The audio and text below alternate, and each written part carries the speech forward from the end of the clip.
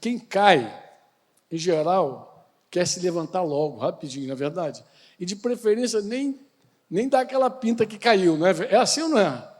Eu vi uma vez, alguém mandou um vídeo uma vez que o cara estava num banco de uma praça, foi fazer alguma coisa lá e caiu, pum!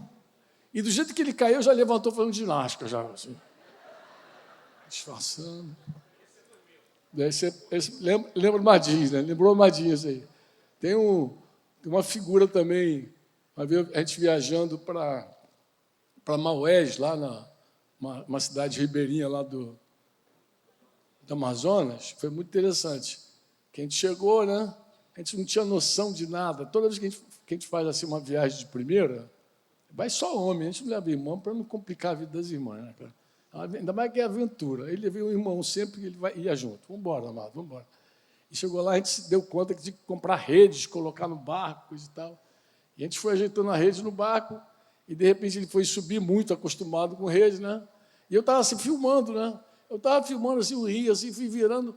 Quando eu virei assim, ele subiu na rede e caiu do outro lado. Pum! E ele já caiu, levantou e falou assim, ficou legal essa? Quer que eu faça outra? Assim? Não deu nem para editar, né, cara? Porque ele foi rápido. Ele ficou legal essa? Não, senão eu faço outra aqui. Então, quem cai, em geral, quer também se levantar, obviamente. E não é diferente com quem se perde no caminho, né?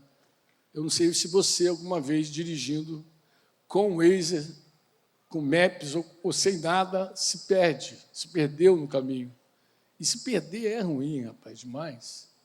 Principalmente se for no Rio de Janeiro, que ninguém quer se perder no Rio, não é verdade? Sim ou não? O Alex me falou que o Waze levou ele lá para Ruaí, lá em Padre Miguel. Só ouviu o tiro. Pá! Para onde está indo? Se perdeu, entrou no lugar errado. Se perder não é legal. E em São Paulo também não é legal, não. Quando você perde uma entrada em São Paulo, meu irmão, o retorno é longe. Quando eu chego em São Paulo, eu fico falando, Senhor, não deixa eu errar nenhuma entradinha. E outra coisa, você que dirige com o Waze, não coloca o Waze nessa hora na mão da mulher, porque ela vai botar você 2 ruas depois, vai entrar. Ah, era ali. Já passou. Mas, quando a gente erra o caminho, em geral, a gente quer imediatamente voltar. É desse jeito ou não é desse jeito? É assim ou não é assim? Com todo mundo é assim, não é? Então, eu quero ler a Bíblia contigo. Abre a tua Bíblia aqui em Jeremias, capítulo 8. E eu quero pegar uma palavra de Deus para nós que sabemos exatamente o que é cair e o que é se perder, né? Quem que já levou tombo e quem em algum momento se perdeu. Eu quero ler contigo uma palavra do Senhor para nós que entendemos esse assunto. Versículo 4 do capítulo 8 de Jeremias, assim diz o Senhor, né? Diga-lhes mais, assim diz o Senhor. Quando as pessoas caem, será que não se levantam? Quando alguém se desvia do caminho, não torna a voltar? Aí eu li esse texto lá no aniversário do Edinho, na casa do Edinho, lembra? Vinei ali, lembrei. Por que então esse povo de Jerusalém se afasta em contínua rebeldia? Persiste no engano e não quer voltar. Eu escutei, ouvi, mas eles não falam que é reto. Ninguém se arrepende da sua maldade. Ninguém pergunta o que foi que eu fiz de errado. Cada um se afasta e segue o seu caminho como um cavalo que arremete com ímpeto na batalha. Queria ler até aí com vocês. Eu estava lendo esse texto outro dia, eu fiquei assim muito chocado com essa pergunta do Senhor. É uma pergunta direta, né? Quem cai não se levanta? Claro, óbvio. Quem é que cai e quer ficar no chão? E quem perde o caminho? E quem erra o caminho? Ele não quer corrigir o caminho? Claro que quer corrigir o caminho. Ninguém quer seguir um caminho errado. Antigamente, nós dirigíamos com um mapa de papel na mão, guia 4 rodas. Amado, de vez em quando errava o caminho. Era mais fácil errar o caminho. E quando ia corrigir, a gente já tinha andado aí uns 30 quilômetros, 40 quilômetros. Era doloroso voltar 30 quilômetros, 40 quilômetros, mas voltava, porque estava no caminho errado. Quando você está no caminho errado, você não quer seguir errado. E se você tropeça e cai, com certeza você não quer ficar no chão. Mas Deus ele está fazendo uma pergunta assim com uma certa perplexidade. Ele está admirado. Ele falou, se é assim, desse jeito, se é dessa forma, então, por que então este povo... Aí ele chama um povo íntimo de Jerusalém, não é nenhum povo estranho. Ele nem está falando com os gentios, ele está falando com o próprio povo dele. Por que esse povo, então, se afasta em contínua rebeldia? Ele está se distanciando do caminho. Persiste no engano e não quer voltar. Eu entendo que as pessoas, quando elas se desviam, e eu sei que muita gente, quando ouve a palavra desviado, pensa naquelas pessoas que estão fora do convívio, mas eu quero recordar a você que Jesus ensina que pessoas também se perdem dentro de casa. Ele disse que tem uma dracma perdida dentro de casa. Então, quando você se perde, necessariamente você não está fora da congregação. Você pode estar perdido dentro da congregação. Você pode estar desviado, sem um rumo certo, fora. Mas dentro do convívio também, mantendo tudo, fazendo tudo, e em algum momento está perdido. Jesus falou isso para várias igrejas na Ásia. Para uma ele disse, você caiu do lugar onde você estava. Lembra-te de onde você caiu. Não aonde, mas de onde você caiu. A outra ele disse, você tem nome de que vive, mas está morto. Você diz que está abastado, rico, que você não tem necessidade de nada, mas na verdade você é pobre, cego, nu, miserável. Para essa igreja ele chegou a dizer assim, eis que estou à porta e bato. E se você ouvir minha voz, abrir a porta, eu entrarei. Para essa igreja, especificamente, Laodiceia, ele falou, eu estou do lado de fora da comunhão. Se você abrir a porta, eu entro e tenho comunhão de novo contigo.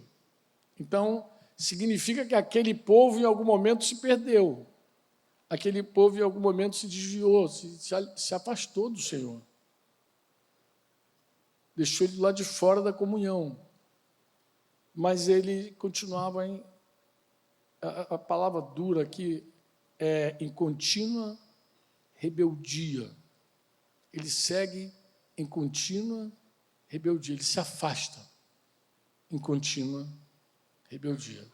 Eu sei que muita gente diz assim, mas o Senhor disse que estaria comigo todos os dias. É verdade, Ele é fiel, até quando somos infiéis. Mas um fato inegável e questionável também é que nós, muitas vezes, nos afastamos. Nós nos afastamos. Ele não, nós. Nós com as nossas escolhas, nós com as nossas teimosias, com as nossas rebeliões, com o nosso orgulho, a gente vai se afastando deliberadamente dele. E alguns têm plena consciência que está fora do caminho. E outros têm plena consciência que estão no chão. Literalmente, deitado no chão. Caiu e não quis se levantar. Fez um ninho ali, fez um ninho. Né? Tem uma canção que eu gosto muito, Jefferson Pilaça, se me falha, eu não me lembro se é Filho Pródigo o nome da canção, mas ele fala de um orgulho que afastou ele do Senhor, contando a história do Filho Pródigo. E ele fala ele diz assim, que ele estava comendo lavagem por causa do ego dele, o ego que afastou ele do Senhor, o ego que tirou ele da casa do Pai, levou ele para comer a lavagem. Mas na hora do encontro, no encontro dele com o Pai, ele canta assim, deixei a lavagem, deixei o meu chão. Ele deixou o chão também, porque algumas pessoas faz do chão um ninho para elas. E fica ali igual um mendigo espiritual, né? Igual um mendigo espiritual, na sujeira. Fica ali mantendo aquela sujeira. O que faz, Franco, uma pessoa se manter assim? Bem, aqui o texto fala de uma obstinação, de uma pessoa obstinada, de uma pessoa rebelde, de uma pessoa em contínua rebeldia, um grupo de gente que também não fala o que é reto, gente que fala bobagem, né? Eu penso que tem muitas razões mais olhando para toda a Bíblia, né? Tem gente que é enganado, mas Jesus também falou de gente que se auto-engana, que naquele dia dirão, Senhor, em teu nome expeli demônio, curei enfermos, em teu nome fiz sinais, maravilha. O Senhor falou, aparta de mim, eu não te conheço, vocês que fazem o que é errado, praticam a iniquidade.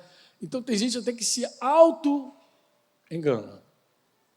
Tem gente que acredita mesmo que pode viver uma vida de qualquer jeito, longe de Deus, que naquele dia vai dar tudo certo. Naquele dia, o Senhor vai dizer, não vem que tem. Tem todo tipo. Tem um tipo que eu tenho visto nesses últimos tempos, agora pastoreando alguns casos, é muito interessante. É gente que acredita que se diminuir a velocidade, se pecar menos, vai mudar. Não, se eu começar... Eu estou pecando todo dia, mas se eu pecar uma vez por semana, vai dar certo. Em algum momento eu vou parar. Para não. Quem diminui a velocidade não muda de direção. Se você reduzir a marcha, você segue errado. Você segue indo para o mesmo caminho torto. É um engano. É um auto-engano. Arrependimento, na cabeça do grego, que é metanoia, mudança de mente, na cabeça do judeu é conversão. É meia volta. Então não tem como você dizer que vai diminuir a velocidade, que no final vai dar meia volta. Não vai dar meia volta. Você diminui a velocidade e a coisa segue errada. Por isso que ele diz, afasta continuamente. Se é lentamente, se é velozmente, não importa, está se afastando do mesmo jeito.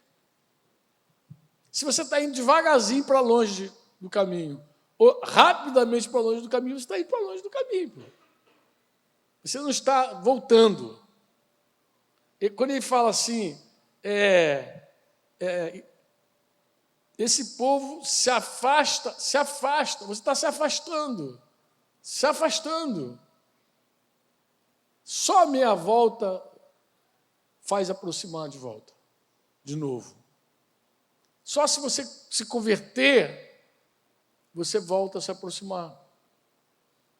Do contrário, rapidamente ou lentamente, você vai cada vez mais longe.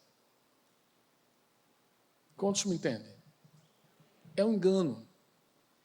É um engano. Franco, o que é alguém que está nessa condição, se perdeu, levou um tombo, caiu, o que essa pessoa precisa fazer?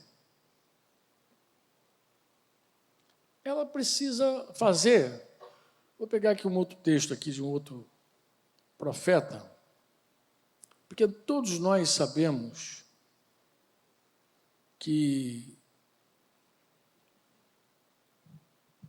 é Oséias, estou com Oséias aqui.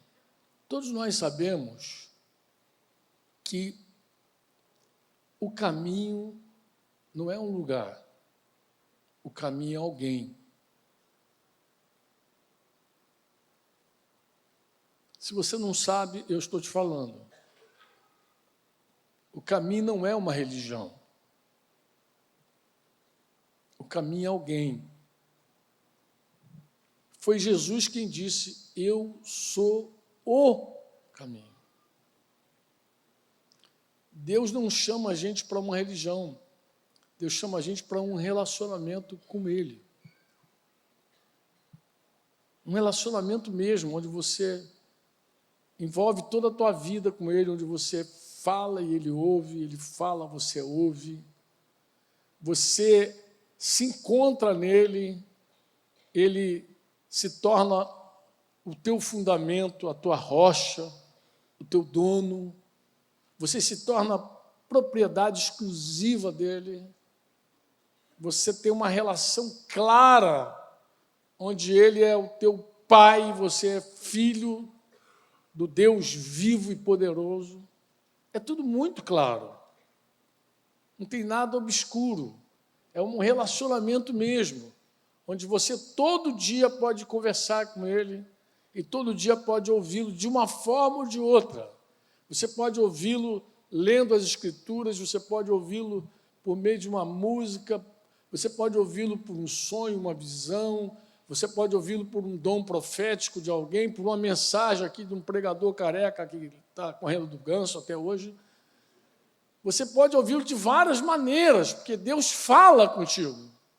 Ele é teu pai, ele tem o maior prazer em falar com você. E te chamar. Deus chama. Você diz amém ou não?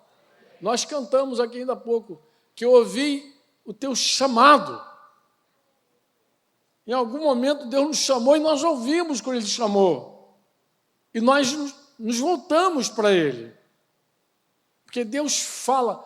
Acima de tudo, Deus fala. O nosso Deus fala, Ele não é um ídolo morto. Ele não é uma imagem de escultura. Nós sabemos que o nosso Deus está vivo. Jesus ressuscitou, Ele vive.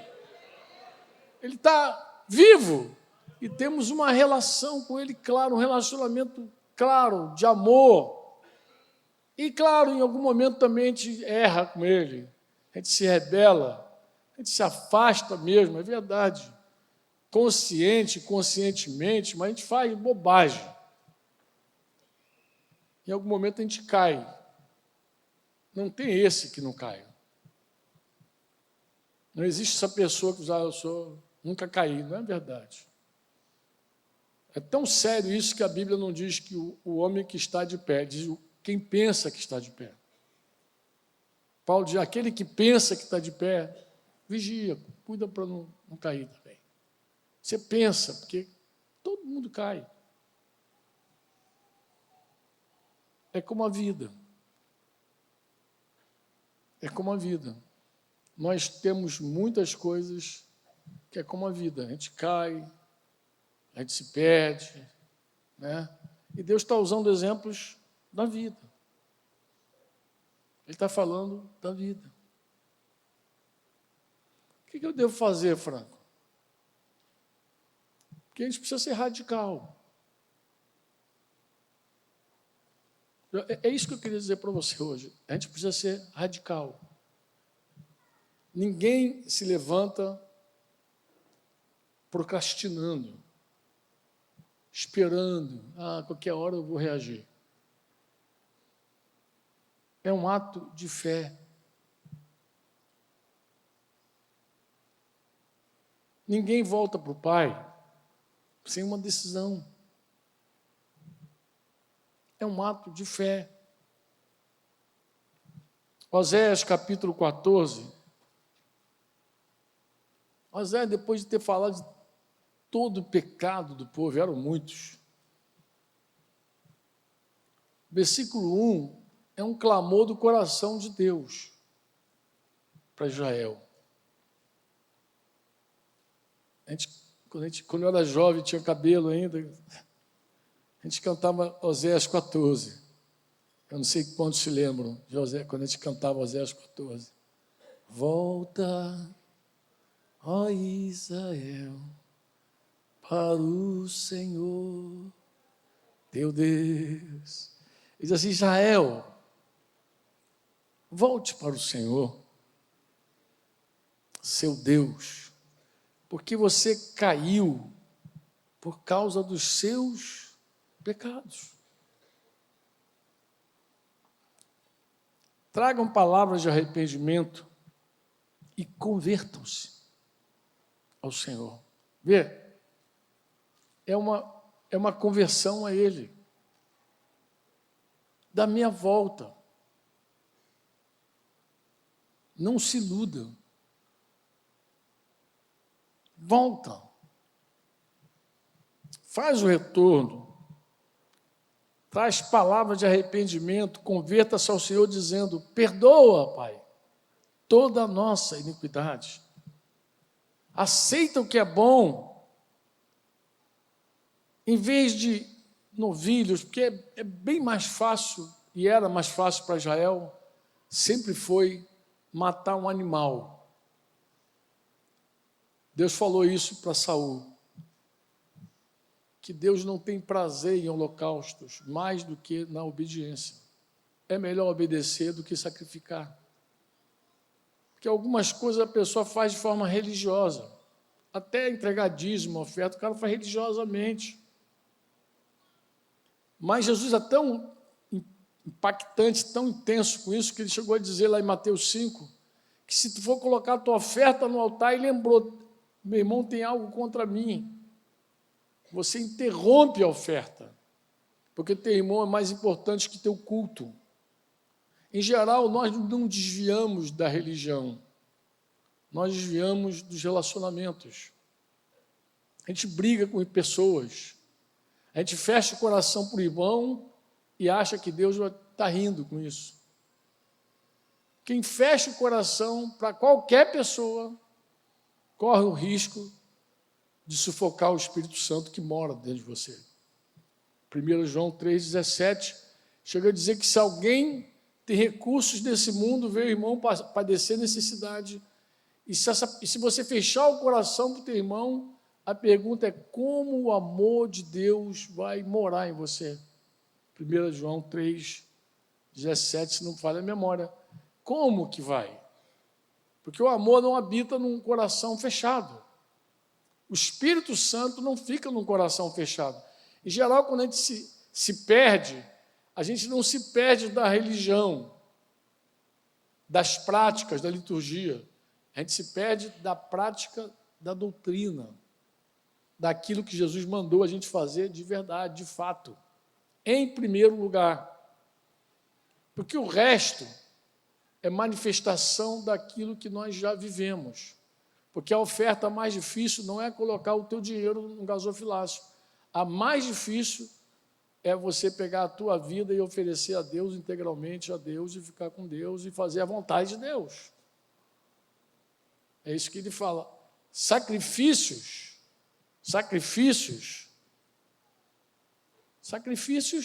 de quê? Pegar e sacrificar alguma coisa para o Senhor? Ou sacrificar você para o Senhor? Por exemplo, esse exemplo que eu dei de Mateus 5. Voltar lá e reconciliar com o teu irmão é mais difícil que entregar uma oferta. Na verdade, reconciliar com o teu irmão é a oferta. A reconciliação é a oferta. Porque você procurar alguém para reconciliar com ela, e às vezes você nem machucou a pessoa propositalmente, às vezes você não tem nem consciência disso. Você não tem consciência.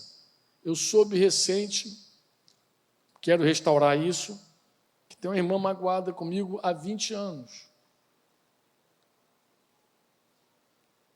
Soube agora, porque eu fui no sepultamento do esposo dela e não cumprimentei ela naquele dia do sepultamento. Eu nunca nem ia morrer sem saber disso. Mas a hora que eu sei, eu quero pedir perdão para essa irmã. Agora que eu sei. Mas esse caminho de pedir perdão para a irmã é uma oferta mais difícil do que entregar qualquer oferta aqui. Como é simples entregar a oferta aqui, demais. Tu levanta aí, pega o dinheirinho, bota ali, voltou, sentou, lindo. Mas agora tu começa a pensar, meu Deus, o que eu vou falar com essa irmã? Por que ela está ferida? Não. Mas nem tive intenção, nem me lembro. Mas não importa. E assim é o reino de Deus, desafiando o tempo inteiro a gente a fazer a vontade de Deus. Jesus mandou que fosse feito isso, acabou. Jesus mandou, está mandado. A gente se desvia quando a gente se desvia da vontade de Deus. Não há reino de Deus, irmãos, sem vontade de Deus. Lembra a oração de Jesus? Vamos lembrar. Venha o teu reino. Seja feita a tua vontade. Não há reino sem vontade. Se eu faço a minha vontade, é o meu reino que está aqui, não o reino de Deus. Se você faz a tua vontade, é teu reino. Não é o reino de Deus. O reino de Deus só existe onde existe a vontade de Deus. Em qualquer lugar dessa terra, onde alguém decide fazer a vontade de Deus, tu pode dizer, chegou o reino de Deus. O reino de Deus chegou nessa família, porque a vontade de Deus começa a ser feita. Tem gente que tem plena consciência da vontade de Deus sobre casamento, mas mesmo assim quer fazer a coisa contrária. Quer desobedecer de forma deliberada, mesmo entendendo o que Deus quer. Mais de uma vez já perguntei assim, conflitos, alguma coisa, mas qual é a vontade de Deus? A pessoa bem doutrinada, né? Não, a vontade de Deus, Franco, é que eu não me separe.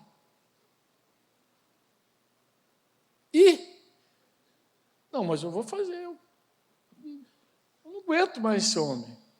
Eu não aguento mais essa mulher. Oxi. Mas qual é a vontade de Deus mesmo? Qual é a vontade de Deus? A pessoa tem, às vezes, clara, abre até o texto de 1 Coríntios 7 e lê para você. Não está aqui, a vontade de Deus é essa, que não se separe, se vier se separar, que não, então se reconcilie. Lê para você, mas qual é a vontade? Mas qual é a tua vontade? Tua vontade, você já conhece. Quando a gente faz a nossa vontade, irmão, e começa na prática da nossa vontade, a gente alimenta a nossa carne. A nossa carne fica cada vez mais forte. E a gente acaba entristecendo o Espírito Santo todo dia na nossa vida. Porque o Espírito milita com a carne para que a gente não faça o que é do nosso querer. Gálatas 5. Você conhece tantos caminhos. É tão triste tu sentar com uma pessoa que sabe a vontade de Deus e não quer viver a vontade de Deus. Tão triste. E, em geral, tu vai ver que envolve relacionamentos. Envolve o marido e mulher. Marido e mulher, então, tem muita coisa. Tem mulher que não se entrega ao marido sexualmente porque não quer. Está com raiva, sei lá o quê. Mas a palavra diz o quê? Que o teu corpo é dele, o dele é teu. Mas qual o problema? Está tudo tá saudável. Qual o problema? Não quero. Você não quer. Não sinto. Mas não sinto e não quer a mesma coisa. Diz assim, não creio. Não creio que essa é a vontade de Deus. Porque o justo não vive por sentimento. O justo vive por fé. Fé é uma certeza que você tem no coração. Não tem nada a ver com a tua cabeça, com os teus sentimentos, com as tuas emoções. Fé, você crê com o teu coração, Romanos 10. Crê com o coração e confessa com a boca. Fé é uma certeza que você tem no peito. E essa fé também, muitas vezes, nos reprova e diz, errou o caminho. É impossível, irmãos, a não ser que você tenha apagado o Espírito Santo na tua vida. Que você erre o caminho e que não ouça o Espírito Santo dizer, errou. É impossível, a não ser que você tenha excluído Deus da tua vida. Que você caia e o Espírito Santo não diga, você está no chão, levanta. Ele estende a mão para você ainda. É impossível. Porque Deus, Ele é vivo dentro de nós. Ele fala dentro de nós. Ele nos corrige. Ele nos admoesta, Ele nos consola. Ele nos anima. Ele nos guia a toda a verdade. Amém? É Ele que faz isso e Ele está em nós. Então é impossível que a gente não esteja ouvindo a voz do Senhor quando Ele diz claramente, Israel, volte para o Senhor, seu Deus, porque você caiu por causa dos seus pecados. Tragam palavra de arrependimento, convertam-se ao Senhor, dizendo, perdoa toda a nossa iniquidade, aceita o que é bom, em vez de novilhos, os sacrifícios dos nossos lábios. A palavra de Deus sempre vai ser o versículo 4. Vou curar a rebelião deles. Curarei a tua infidelidade. Eu curarei a tua infidelidade, eu vou curar a tua rebelião, vou amá-los de boa vontade, porque a minha ira se afastou deles. É sempre assim, irmãos. A gente estende a mão para o Senhor, a gente clama ao Senhor, e Ele estende as mãos para nós e nos socorre tremendamente. Serei para Israel como orvalho, ele florescerá como um lírio. Não vai ser tu não vai florescer como um carvalho de Bazã, nem um cedro do Líbano, porque Deus não quer você soberbo e altivo. Mas você vai florescer como um lírio, mas as tuas raízes, sim, serão como o cedro do Líbano. Essa planta tem uma curiosidade, porque ela é suave por fora, linda por fora e forte por dentro. Imagina um lírio com raiz de cedro. É um negócio que não dá nem para imaginar, né? Quando alguém pensa que vai matar o lírio, não consegue, porque tem raiz de cedro. Uma raiz poderosa. Amém? E ele chega dizendo ainda assim, verso 9. Quem é sábio que entenda estas coisas? Quem é inteligente que as compreenda? Porque os caminhos do Senhor são retos e os justos andarão neles. Os caminhos do Senhor são retos e os justos andarão neles, mas os transgressores neles cairão.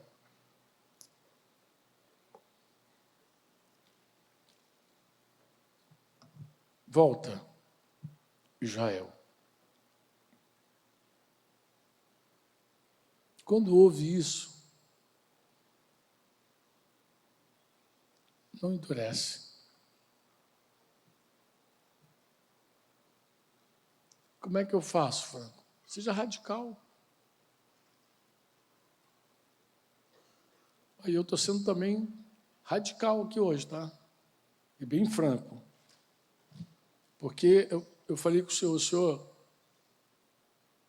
ainda que seja para uma única pessoa que eu estou falando, eu quero ser fiel àquilo que tu colocou no meu coração.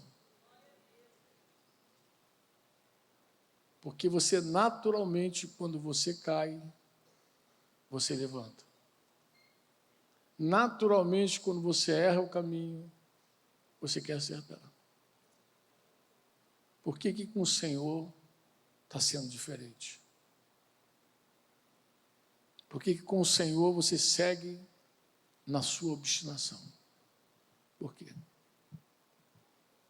Quando você ouvir a voz do Senhor, não endureça seu coração. É um grande dano da nossa vida, é endurecer o coração para o Senhor.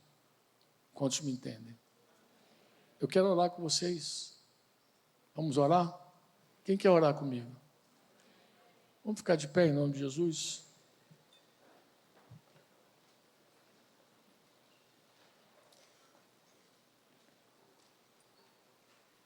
Eu falei com vocês, ainda que seja uma única pessoa, eu quero ser fiel. Se você, meu irmão, minha irmã, que está aqui hoje, me ouvindo, e você consegue entender que não é a voz do Franco, mas é a voz do Espírito Santo falando contigo, não endurece teu coração, não. Pai, nós estamos aqui no nome de Jesus. E nós te pedimos, Pai, que o teu Espírito Santo fale aos corações. Deixa claro, Pai, que não é suficiente diminuir a velocidade, mas que é necessário haver uma conversão. É necessário haver uma meia volta. É necessário haver um arrependimento verdadeiro. Pai, hoje